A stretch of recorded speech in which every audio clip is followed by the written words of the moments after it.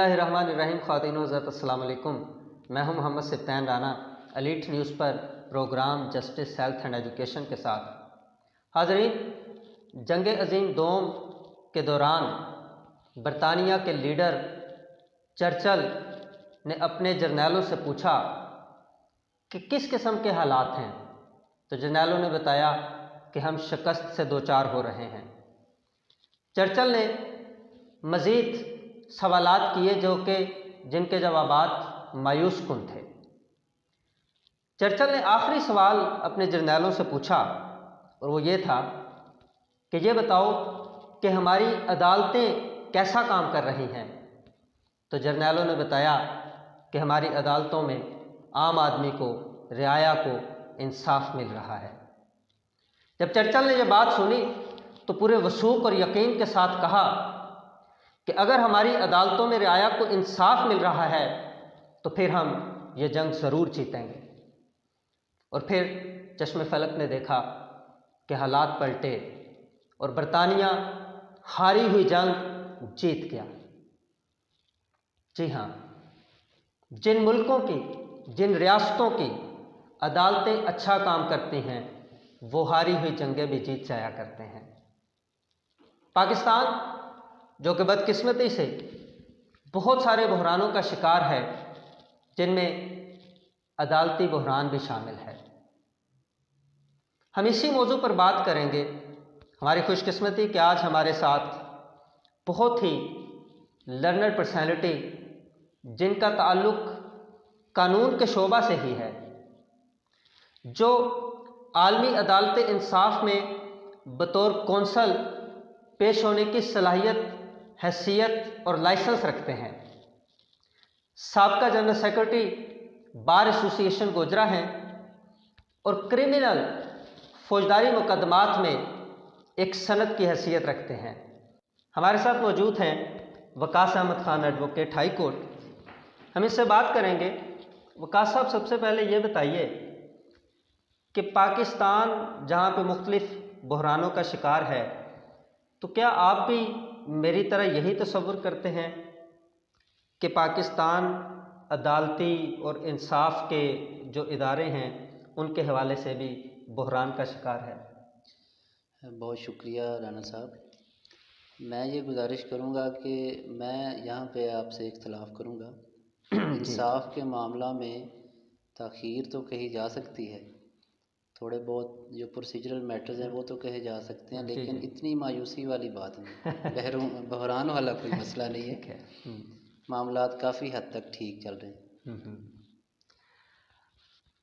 वकास अहमद खान ने हमें बताया कि मामलात काफ़ी हद तक ठीक चल रहे हैं। तो जहाँ तक ताख़ीरी की बात है, तो जस्टिस डिलेट, जस्टिस डिनाइड, इसको आप किस तरह से फिर इसके एक्सप्लेन करें? पैरेलल मैक्सिम ये है कि जस्टिस हरीड जस्टिस बरीड। तो ये भी बात नहीं है, ज़ाहिर है जो इंसाफ है, हम क्रिमिनल साइड पे ज़्यादा काम करते हैं। जी जी। अगर किसी का कोई मर्डर हो गया तो ये इंसाफ है और ये तकाज़ा भी है, ये शरीयत भी है, इस्लाम भी ये कहता है कि जल्द से जल्द उसको इंसाफ दिया जाए। लेकिन इसमें प्रोसीजरल बड़े मामलात हैं। जी। प्रोसीजर इसमें जो ज़ाब्ता फ़ौजदारी है या कानून शहादत है, उसमें ऐसे ऐसे मामलात हैं कि डिले हो जाता है जी। लेकिन अब इस पे भी काम काफ़ी किया जा रहा है। अच्छा, आप नहीं समझते कि क्रिमिनल के अलावा जो सिविल लिटिगेशन है, सिविल लिटिगेशन में बेजा ताख़ीर का हमें सामना करना पड़ता है? सिविल लिटिगेशन जो है, एक तो उसमें मामलात बड़े हसास होते हैं, प्रॉपर्टीज़ के मामलात होते हैं और उसमें कॉन्ट्रैक्ट के मामलात होते हैं, स्पेसिफिक परफॉर्मेंस के मामलात होते हैं। उसमें भी प्रोसीजर बड़ा लेंथी था, लेकिन ये एक बड़ी खुशखबरी है लिटिगेंट्स के लिए, पूरे पंजाब पाकिस्तान के लिए, कि अब 1 नवंबर से ऐसी अमेंडमेंट्स नाफिज कर दी गई हैं जिसमें काफ़ी सारा कट हो गया है और रैपिड जी, उसमें वो एक कदम आगे है कि रैपिड जो इंसाफ है लोगों को जल्दी मिले वो, और उसमें जो प्रोसीजरल प्रॉब्लम से काफ़ी हद तक उसको अमेंडमेंट के ज़रिए कम करने की एक एज ए पायलट प्रोजेक्ट कह लें, देखते हैं उसके रिजल्ट क्या आते हैं। ये जी। कल परसों से ये स्टार्ट हुआ हाँ है। जी, वो स्टार्ट हो रहा। अच्छा ये बताइए कि अभी आपने, चूँकि आप ज़्यादा क्रिमिनल प्रैक्टिस करते हैं, तो ये बताइए कि सॉरी। ये जो थाना कल्चर की जो इन्वॉल्वमेंट है क्रिमिनल प्रोसीजर में, मतलब आप एज एन एडवोकेट उस वक्त इंसाफ दिला सकेंगे किसी साइल को अगर उसके ऑफेंस के हवाला से इन्वेस्टिगेशन फेयर फुटिंग्स पे हुई होगी।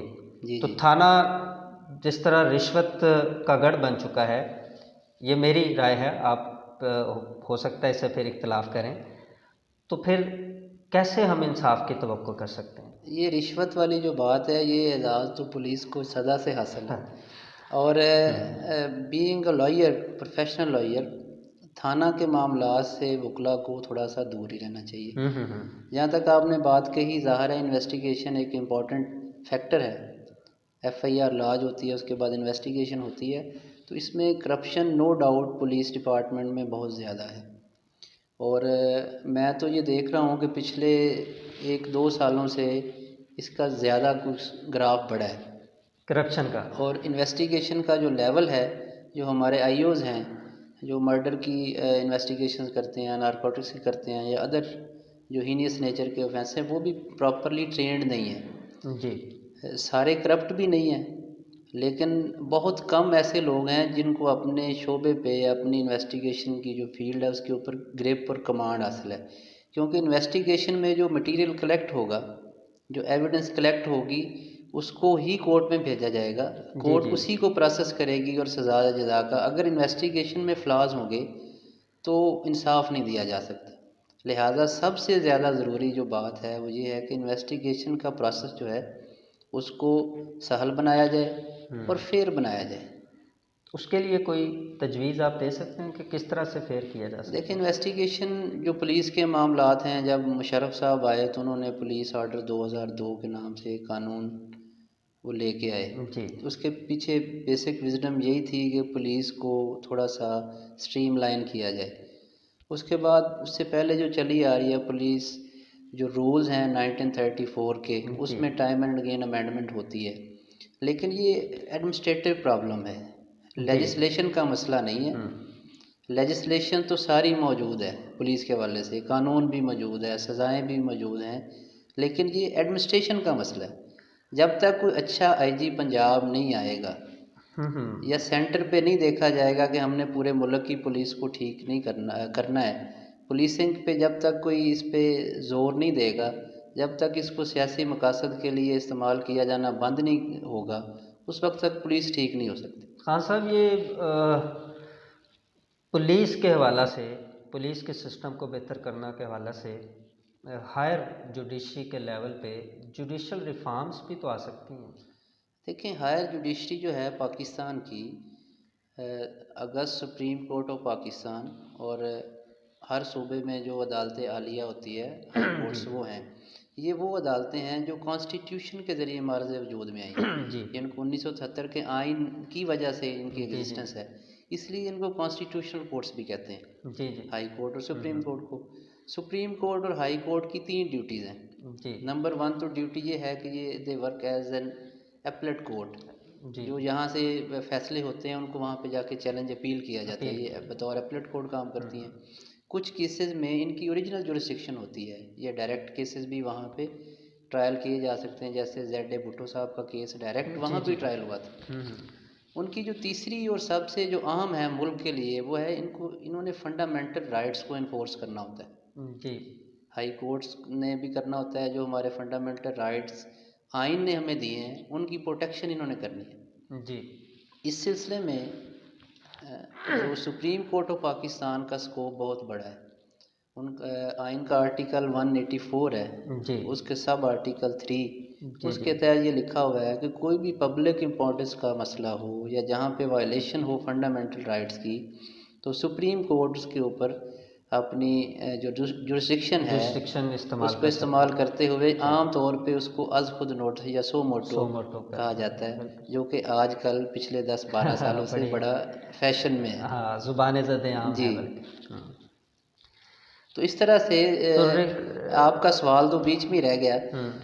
तो जहाँ तक अदालतों का मसला है, अदालतें टाइम एंड अगेन अपनी जजमेंट्स के ज़रिए इनको कर्टेल करती हैं, इनको गाइड करने की कोशिश करती हैं। बहुत सारी जजमेंट्स को सर्कुलेट किया जाता है आईजी पंजाब के ज़रिए सारे थानों में, लेकिन ये मसला मेन लेजिस्लेशन का नहीं है, एडमिनिस्ट्रेशन का है। एडमिनिस्ट्रेशन का हाँ बुनियादी जी। तौर पर ये इशू है।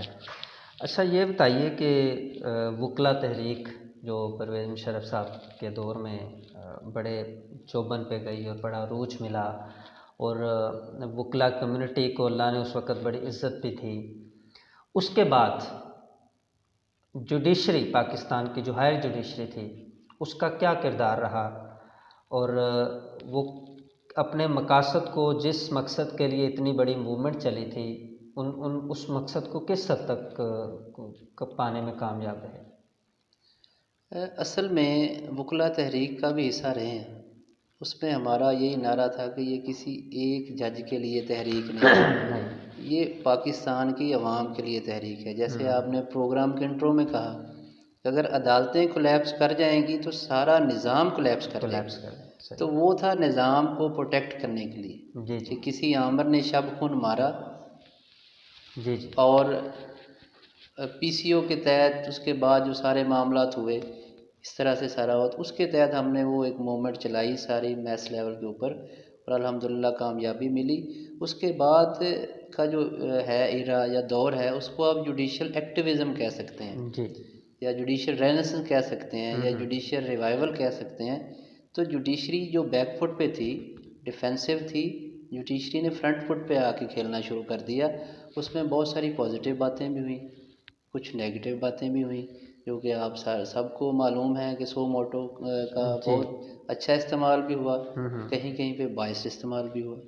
ये सारी चीज़ें इन फील्ड हैं। अच्छा आपको हम देखते हैं कि उस वकला मूवमेंट के बाद, उसकी कामयाबी के बाद, बाज़ जजेस की वजह से जुडिशरी पॉलिटिसाइज हो गई पहले से ज़्यादा। जैसे कि जस्टिस ख्वाजा शरीफ साहब का जो किरदार था, जिसकी वजह से वकला भी काफ़ी नाला हुए, और अली अहमद कुर्द साहब भी नाराज़ हुए इस सारे मामले में। इस वक्त जो हालात चल रहे हैं मौजूदा हुकूमत में, अभी भी आप समझते हैं कि वो जुडिशरी उसी तरह से पॉलिटिसाइज है, या कि उसने अपने आप को उससे पाक साफ किया है? पहली बात तो मैं ये आपसे कहना चाहूँगा कि कोई भी इदारा है, अदारा और फ़र्द ये दो अलग-अलग चीज़ें हैं। जी कलेक्टिवली अगर कोई काम एक अगर वकील करता है पाकिस्तान में, तो वो पूरे अदारे पे नहीं डाला जा सकता। जी जी इसी तरह कोई जज साहब अगर कोई एक काम करते हैं तो उसकी वजह से ये नहीं कहा जा सकता कि पूरा अदारा पॉलिटिसाइज हो गया है। तो उसमें काफ़ी सारे क्योंकि पॉलिटिकल मैटर्स गए हैं सुप्रीम कोर्ट में, और सुप्रीम कोर्ट ने उसमें फॉर एंड अगेंस्ट जजमेंट्स भी हैं। जी जी और ये मेरा ख्याल है कि पाकिस्तान वाहिद मुल्क है जिसमें दो सिटिंग जो प्राइम मिनिस्टर्स हैं उनको टिकट दिया गया कि आप वापस जाएं। जी जी तो मैं तो ये कहूँगा कि ये तकरीबन मेरिट पे ही काम चल रहा है, इतनी ज़्यादा सुप्रीम कोर्ट पॉलिटिसाइज नहीं है जितना जी जी सियासी लोग इसको बनाने की कोशिश कर सियास रहे हैं। ठीक है। सियासत वाले इसको घसीटना चाह रहे हैं, हमारे सबसे जो मौज़म और सबसे जो बड़ा इदारा है उसको ये जानबूझ के खींचना चाह रहे हैं। तो जो सो मोटो का था मामला, उसमें काफ़ी इस पे बात हो चुकी है, जैसे इफ्तिखार मोहम्मद चौधरी साहब, उसके बाद जस्टिस साकिब निसार साहब, जी जी इन्होंने तो बहुत ज़्यादा इस पे काम किया। और मैं ये कहना चाहता हूँ कि जितने भी काम किए उसमें उनकी कोई पर्सनल काज नहीं है। For example justice Saqib Nisar साहब अगर जाते हैं मेडिकल कॉलेजेस में और कहते हैं कि आप बच्चों से क्यों ओवर चार्जिंग कर रहे हैं, जी तो जस्टिस साहब का ज़ाती मामला तो नहीं है, हाँ हाँ सही। पब्लिक इम्पोर्टेंस का मामला है। यस। इस तरह की एक बड़ी लंबी डिबेट है, लेकिन मैं ये कहूँगा सॉरी इसको कंक्लूड करते हुए कि इसका पॉजिटिव ही इस्तेमाल हुआ है, नेगेटिव नहीं हुआ या बहुत कम हुआ है। आपकी काफ़ी ऑप्टिमिस्टिक अप्रोच लगी मुझे जुडिशरी के इदारे को के हवाला से। तो अल्लाह करे कि इसी तरह से जुडिशरी पॉजिटिविटी की तरफ जाए। लेकिन रिसेंटली एक ख़बर चली थी कि दो मुलज़िमों को बरी कर दिया गया सुप्रीम कोर्ट के फ़ैसले की वजह से, लेकिन उन्हें सज़ाए मौत हो चुकी थी, एग्जीक्यूट हो चुकी थी 2 साल पहले ही। तो इसको अब ये एक क्रिमिनल प्रोसेस था, मतलब सिविल में तो चले हम मान लेते हैं कि ज़्यादा प्रोसीजरल कॉम्प्लिकेशंस हैं, तो इस क्रिमिनल प्रोसीजर में भी ये इतना बड़ा वाक़या सामने आया कि एग्जीक्यूशन हो गई थी सज़ाए मौत की। पहली बात तो ये है कि ऑप्टिमिस्टिक होना चाहिए। जी जी। और अगर जैसे मीडिया पे से रात को और शाम को रात को सारी मायूसी की बातें करते हैं, तो हम कौम को मायूस नहीं करना चाहते। ठीक है। मैं जो बातें कर रहा हूँ वो ठीक भी हैं, गलत बयानी भी नहीं है। ठीक। इदारा इतना ख़राब नहीं है जितना कि लोगों को बताया जा रहा है। एक बहुत बड़ा सिस्टम है, हमारी आबादी देखें 22-23 करोड़ है, वहाँ पे इंसाफ का निज़ाम कायम करना। आज मैं यहाँ पे वकील हूँ, मैं कोई जज या जुडिशरी का नुमाइंदा नहीं हूँ। ये तो जी आप जी सवाल पूछ रहे हैं ना जुडिशरी के लिए, जी जी इसलिए मैं कह रहा हूँ। जी जी। आज भी किसी बंदे को कोई प्रॉब्लम हो तो वो ये नहीं कहता कि मैं तुम्हें थाने में देखूंगा, वो यही कहता है कि सी यू इन दी कोर्ट। मैं ये कहता हूँ कि वैसे आपकी एक बात काट रहा हूँ इस हवाले से, एक लतीफ़ा बड़ा मशहूर है कि बैरून ममालिक पे जहाँ पे जुडिशल डिपार्टमेंट ठीक काम कर रहा है, वहाँ पे लोग कहते हैं we will see you in the court, और यहाँ पे बेचारे हालात से तंग मारे हुए लोग कहते हैं कि अच्छा तेरे नाल अगले जाने पड़ा गए। मतलब ये आम आदमी की बात करें, इसको कैसे आप जस्टिफाई कर सकते हैं? ये देखें, एक केस में एक के खिलाफ फैसला होना होता है, एक के हक में होना जी होता जी है। जी जिसके खिलाफ फैसला होगा वो तो यही कहेगा कि मैं मेरे साथ नाइंसाफ़ी हुई है, तो ये थोड़ा सा सब्र से भी काम चलाना पड़ता है। अच्छा, आप ये बताइए कि आप माशाल्लाह आपके बड़े एसोसिएट्स हैं और स्टूडेंट्स भी हैं, और हमारे भी कुछ स्टूडेंट्स हैं, आपके भी हैं, तो आप अपने स्टूडेंट्स को क्या मैसेज देना चाहेंगे कि किस तरह से वो इस प्रोफेशन में कामयाब हो सकते हैं, जो अभी न्यू कमर्स हैं उनको कोई मैसेज दें आप? आपकी वसासत से आपका माशाल्लाह बहुत बड़ा नाम है, सहाफ़त में भी, सियासत में भी, वकालत में भी, और माशरती तौर पे भी आप एक पब्लिक फ़िगर हैं। आपका जो चैनल है ये भी आजकल माशाल्लाह इसकी रेटिंग बहुत अच्छी जा रही है। तो थैंक यू आपके वेरी हवाले से मच। मैं नए आने वाले दोस्तों से, हमारे जो शागिर्द हैं या जो अभी लॉ का इरादा कर रहे हैं या अभी फर्स्ट ईयर या सेकंड ईयर में हैं, तो मैं पहले तो उनको वेलकम करता हूँ कि welcome to the profession of lords. और ये बिल्कुल ध्यान नहीं देना पब्लिक के में जो मार्केट में बातें हैं कि वकील भूखे मर जाते हैं, वकील ऐसे करते हैं वैसे करते हैं, नेगेटिव। जब तक आप इस प्रोफेशन में आएंगे नहीं आपको पता नहीं चलेगा। रास्ते दो मौजूद हैं, अच्छा भी बुरा भी, फ्रॉड का भी, फेयरनेस का भी। ये आपकी ऑप्शन है कि आप कौन सा रास्ता चूज़ करते हैं। और लेकिन मेरी ये गारंटी है कि अगर आप फेयर रास्ते पे चलेंगे आपको इंशाल्लाह रिज़्क़ हलाल भी मिलेगा और काफ़ी अच्छे पैसे भी आप कमाएंगे, आपको शोहरत भी मिलेगी, आपकी शनाख्त भी होगी और आपके हकूक़ की प्रोटेक्शन भी होगी इस काले कोर्ट में। आपकी अपने हकूक़ की भी होगी, आपकी फैमिली की भी होगी और आप बहुत सारे लोगों के लिए वसीला बनेंगे इंसाफ और प्रोटेक्शन का। लिहाजा बिल्कुल वेलकम। अगर कुछ बच्चे किसी और शोबे में जाना चाहते हैं तो उनको भी मैं ये कहता हूँ कि अभी गाड़ी निकली नहीं है, तो इस फील्ड को ज्वाइन करें, इंशाल्लाह आप एंजॉय करेंगे और मेरे मशवरे पे बहुत शुक्रिया वकास खान साहब, आपने बड़ा कीमती वक्त दिया। नाजरीन, आपने गुफ्तगू सुनी, बहुत पॉजिटिव अप्रोच के साथ। ये थे वकास अहमद ख़ान एडवोकेट, जो कि हमारे आज के इस प्रोग्राम में मेहमान थे। अपने मेज़बान को इजाज़त दीजिए, नेक तमन्ना और नेक दुआओं के साथ फ़ैसला आपने करना है कि अदालतें किस हद तक अच्छा काम कर रही हैं और किस हद तक नाकाम हैं। फ़ी अमान अल्लाह।